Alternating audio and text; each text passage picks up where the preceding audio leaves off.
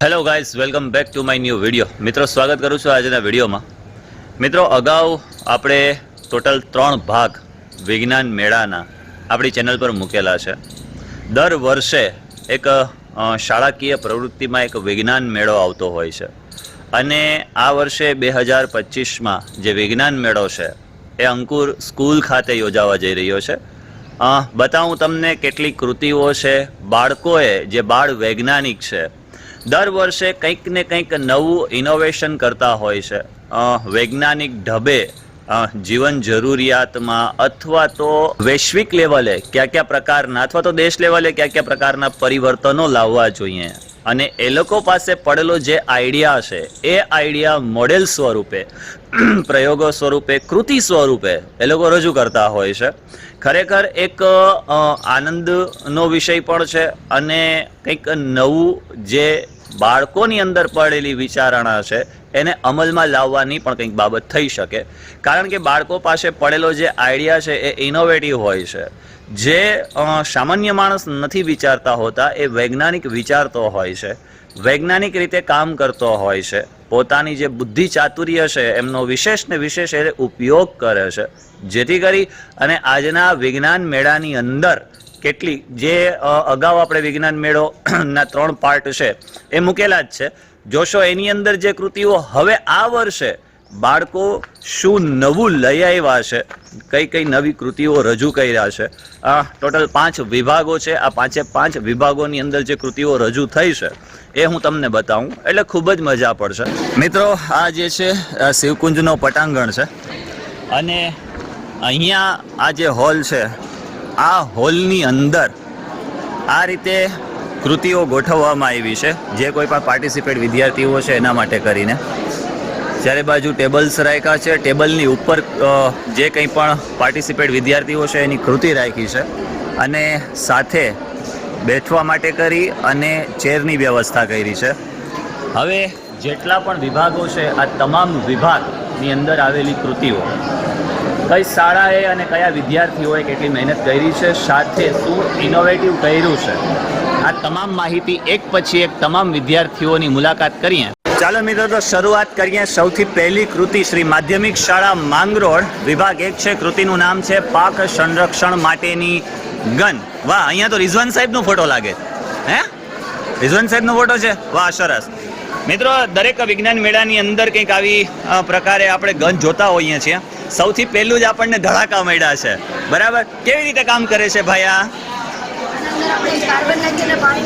અચ્છા, કાર્બન નાખી પાણી નાખીને ધડાકો કરવાનો થશે. અત્યારે ધડાકો અહીંયા થાય એવી શક્યતા નથી, બરાબર ને?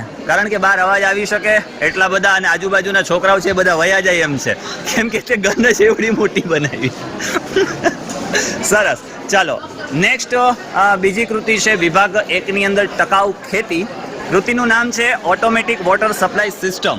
આ લોકો અહીંયા એક રહી ગયું છે ભાઈ, મંગલાયતન લોકશાળા શારદાગ્રામ, તે પણ ગન જ બનાવી છે. એકે મોટી ગન બનાવી છે, એકે નાની ગન બનાવી છે, બરાબર ને? વાહ, સરસ. ચાલો નેક્સ્ટ છે વિભાગ 1 ટકાઉ ખેતી. મિત્રો, ગયા વખતે આપણે ગયા વિજ્ઞાન મેળાની અંદર આ જે ગન છે બંને ગન જોઈ હતી અને એના ધડાકા પણ આપણે કર્યા હતા. હા, ચાલો નેક્સ્ટ કૃતિ આપણી જે છે ટકાઉ ખેતી. ટકાઉ ખેતીની અંદર અહીંયા આ પ્રકારે કંઈક મોડેલ બનાવેલું છે. ઓકે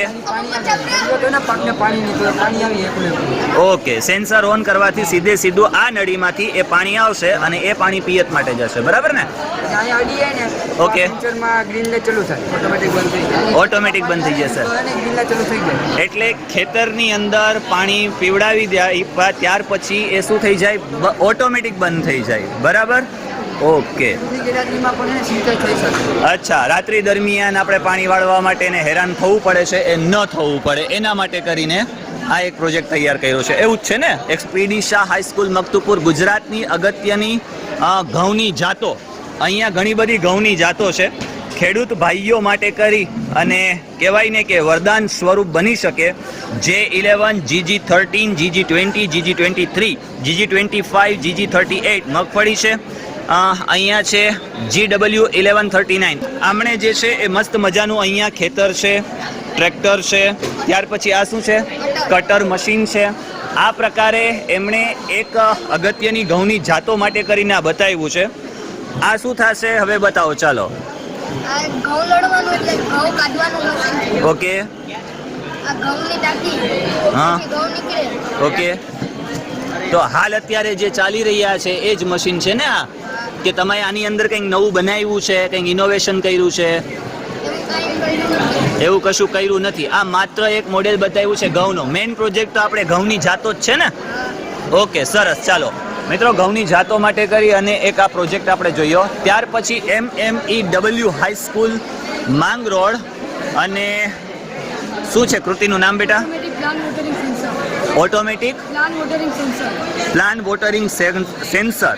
ઓટોમેટિક પ્લાન વોટરિંગ એટલે એવું કહી શકાય કે આપમેળે જે છે એ પાણી પિયત થઈ જાય. બરાબર છે? સરસ. કેવી રીતે થશે? વર્ક કેવી રીતે કરશે?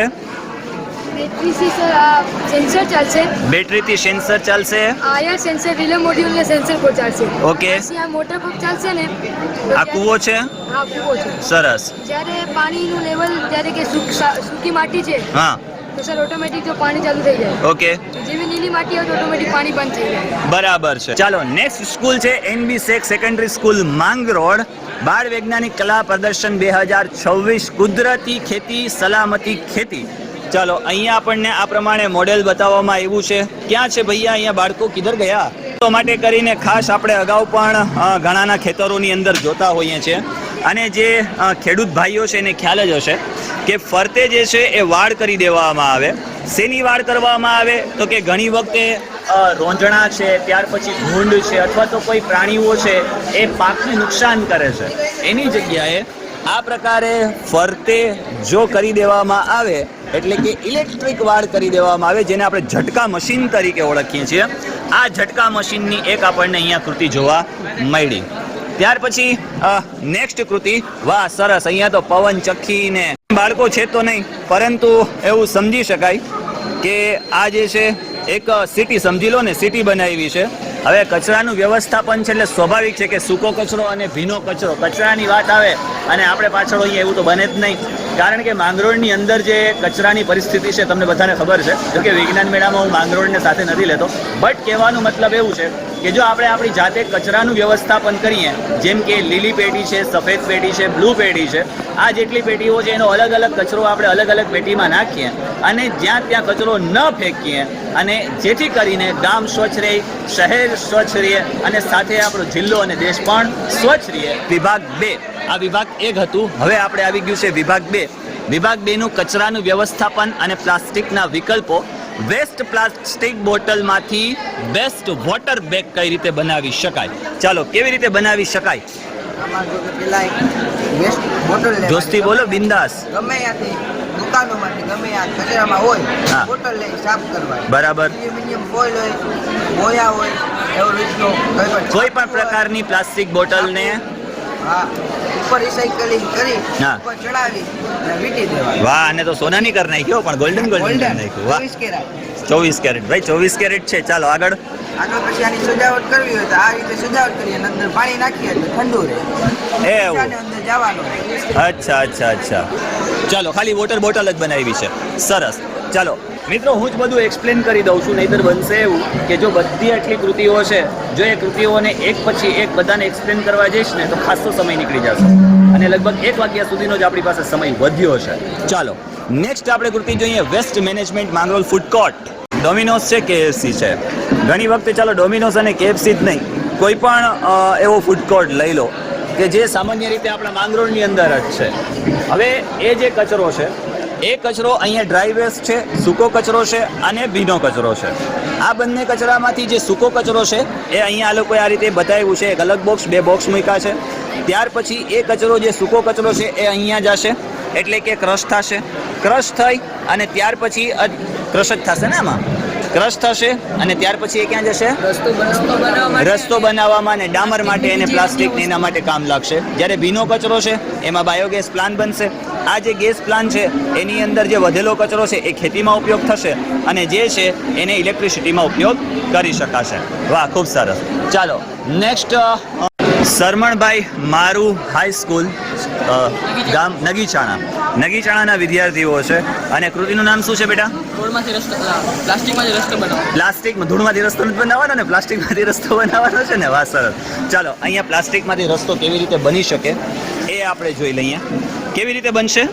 પેલા કચરો લેવાનો, જેને નાના નાના પીસ કરી પછી આમાં નાખવાનો, પછી ટ્રક વડે આમાં ગરમ ભઠ્ઠીમાં નાખવાનો, ઓકે. જેનાથી ગરમ થઈ અને પછી એમાં થોડું કેમિકલ નાખી દેવાનું. કેમિકલ કયું યુઝ કરશું આપણે? સોડિયમ. જેનાથી લાકડાની પણ જરૂર ના પડે. ઓકે. પછી ટ્રકમાં ભરીને રોડ બનાવવા જવાનું. ઓકે મિત્રો, જેટલો પણ પ્લાસ્ટિક છે એ પ્લાસ્ટિકના નાના નાના ટુકડા કરી અને ત્યાર પછી અહીંયા નાખીશું.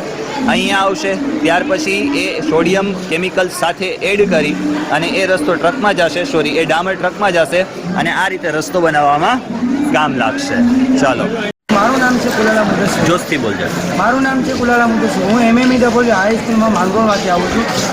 મારો આ પ્રોજેક્ટ છે ઓટોમેટિક વોટરિંગ પ્લાન્ટ સિસ્ટમ અને તેનું બીજું નામ છે સ્માર્ટ ઇરિગેશન સિસ્ટમ. આ પ્રોજેક્ટનો હેતુ એ છે કે આપણે વગર ખેડૂતના કિંમતી ટાઈમ વેસ્ટ ન થાય એ રીતે જમીનને પૂરતું પાણી મળે, પાણી પણ ન વેપાય અને ઓટોમેટિક પાણી મળે અને પાણી જેટલું જોઈતું એટલું મળ્યા બાદ પણ ઓટોમેટિકલી પાણી બંધ થઈ જાય છે. જેમ કે આપણે દાખલા તરીકે જોઈએ કે હમણાંના હાલના સમયમાં આપણા ખેડૂતો છે તે રાતના વર હોય કે દિવસના વર હોય તે જાય છે, રાતે પણ જનજનાવરને બીકથી જાય છે. વીજળીનું કરંટ બંધ થઈ જાય છે અમુક ફોલ્ટના કારણે, તો ખેડૂત હેરાનને પરેશાન થાય છે. એના કારણે આપણે આ સંશોધન એ રીતે છે કે ડીસી પાવરના અંદર સ્માર્ટ ઇરિગેશન સિસ્ટમ કે આપણે કોઈ જાતે ખેડૂતને એક જ વખતના અંદર પૂરેપૂરી જમીન સરખી રીતે સારી રીતે ફળદ્રુપ રીતે પીવાઈ જાય અને ખેડૂતને પણ કોઈ પરેશાની વગર પરેશાની ન થાય તે રીતના એ આપણે જોઈએ કે આના અંદર આ જે એ તો છે મારી પાસે, એ વિડીયો છે. નેક્સ્ટ કૃતિ છે કચરાનું વ્યવસ્થાપન. ચાલો, અહીંયાથી ત્યાં સુધી આપણે આવ્યા, ત્યાં પ્લાસ્ટિક, સૂકો કચરો, ભીનો કચરો અને મોસ્ટ ઓફ જે કચરાનું વ્યવસ્થાપન છે એ કચરાનું વ્યવસ્થાપન કરતી કૃતિઓ અહીંયા રજૂ કરી છે. આ પ્રકારે એક નમૂનો બનાવ્યો છે. મિત્રો, કૃતિનું નામ છે કચરાનું વ્યવસ્થાપન. જે કચરો છે એ કચરાના વિભાગ પાડેલા છે, જે કે અહીંયા સૂકો કચરો છે, ભીનો કચરો છે, ત્યાર પછી સેનેટરી કચરો છે અને ઓર્ગેનિક કચરો છે. આ જે કચરો છે એ કચરો એક અલગ વિભાગમાં જશે. એ વિભાગ દ્વારા જ્યાં રિસાયકલ થઈ શકે છે એ કચરાનું રિસાયકલ કરવામાં આવશે. બાકીનો જે વેસ્ટ કચરો છે એ ખેતરમાં નાખવામાં આવશે. ત્યાર પછી ફરી પાછો એને ઉપયોગમાં લઈ શકાશે. અહીંયા છે વિભાગનું નામ ઇકો ફ્રેન્ડલી સામગ્રી. શ્રી PD શાહ હાઈસ્કૂલ મકતુપુરની બહેનો છે. શું છે બેન, આ વખતે છે ને આ લોકોએ ટેબલ છે ને એ નીચે રાખ્યા છે. હકીકતમાં એટલા અહીંયા અંતરે ટેબલ હોય ને તો બાળકોને જોવાની પણ મજા આવે અને એક્સપ્લેન કરવાની બી મજા આવે છે ને. આ બહુ નીચું પડી જાય છે તમને જોવા માટે. એટલે ભવિષ્યમાં જો આવો કોઈ વિજ્ઞાન મેળો થાય ને તો શક્ય બને એટલું થોડું ઊંચું રાખવું ધેન બેટર, જેથી કરીને વાંધો ન આવે એક્સપ્લેન કરનારને અને જોનારને. ચાલો, નેક્સ્ટ છે અહીંયા આપણે જે ઇકો ફ્રેન્ડલી સામગ્રી જોઈતા હતા એ, જેની અંદર ખાતર છે, ત્યાર પછી પ્લાસ્ટિક છે, પાંદડા છે, હવે બાયોગેસ પ્લાન્ટ ને એવું બધું છે. અહીંયા કચરો, પ્લાસ્ટિકનો કચરો અને કાચનો કચરો. ચાલો, એ રીતે જ આપણે દરેક જે છે એ કચરાના વિભાગની અંદર બધા કચરાને લઈ અને પ્રોજેક્ટ બનાવ્યો છે. MMEW હાઈર સેકન્ડરી સ્કૂલના બહેનો છે. કૃતિનું નામ છે વેસ્ટ ટુ ઇલેક્ટ્રિસિટી જનરેટ. અહીંયા એ લોકો એક સગડી, સમજી લો, સગડી આપેલી છે. હવે જે વેસ્ટ કચરો છે એ કચરો બધો સળગાવવામાં આવે, બરાબર. એનાથી જે ધુમાડો છે એ ધુમાડો ક્યાં જશે? સીધો અહીંયા જશે. આને શું કહેવાય? કાર્બન ફિલ્ટરમાં જશે. કાર્બન ફિલ્ટરમાં જાય અને જે કાર્બન છે આ સાઈડ બી છે ને, ઓકે, જે કાર્બન ફિલ્ટર છે એ કાર્બનમાં જશે અને અહીંયા આ રીતે કાર્બન નીકળશે. એ કાર્બનનો ઉપયોગ પેન્સિલમાં કરી શકીશું, ત્યાર પછી પેઇન્ટિંગ બનાવવામાં કરી શકીશું અને ત્યાર પછી હા, અચ્છા, વધેલી રાખની કોન્ક્રીટ બનાવીને ઉદ્યોગોમાં એનો ઉપયોગ, બરાબર છે. ચાલો, બાંધકામની અંદર એની ઈંટો છે એ બધું જ બનાવવામાં એનો ઉપયોગ થઈ શકશે. ચાલો, વાહ, ખૂબ સરસ. આ શું છે? ઇલેક્ટ્રિસિટી ચાલુ છે? ચલાવો ને. લેમ્પ ચાલે છે? વાહ, મને એમ કે સેલ વયા ગયા. ચાલો, સરસ. ઓકે, ચાલો, નેક્સ્ટ કૃતિનું નામ છે વેસ્ટમાંથી બેસ્ટ. શ્રી માધ્યમિક શાળા માંગરોળ. વાહ, અહીંયા ચાંદ સે पर्दा કીજીએ. હા, વાહ ભાઈ, મૂનલાઇટ છે ને, સરસ. શું છે?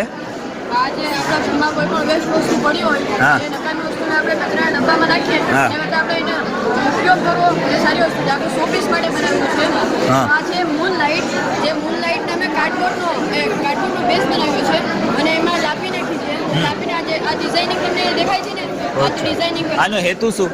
આનું એ તો શોપીસ માટે આપણે જે વસ્તુ કચરામાં નાખીએ છીએ એને સારી જગ્યાએ ઘરની અંદર ડેકોરેશન માટે કરીને એનો ઉપયોગ થઈ શકે ને. અત્યારે મોસ્ટ ઓફ ના ઘરની અંદર આવી કંઈક મૂનલાઇટ નો ઉપયોગ થાય છે. 5000 મળે છે અને આમ બનાવવા માર્કેટમાં તૈયાર બને છે. આનો ખર્ચ કેટલો થઈ જાય? આનો કોસ્ટ તમને ખાલી 70 રૂપિયા પડે. 70 રૂપિયામાં 5000 ની વસ્તુ તમને માત્ર. 70 રૂપિયા. આ તો ધંધો કરવા જેવો છે ભાઈ.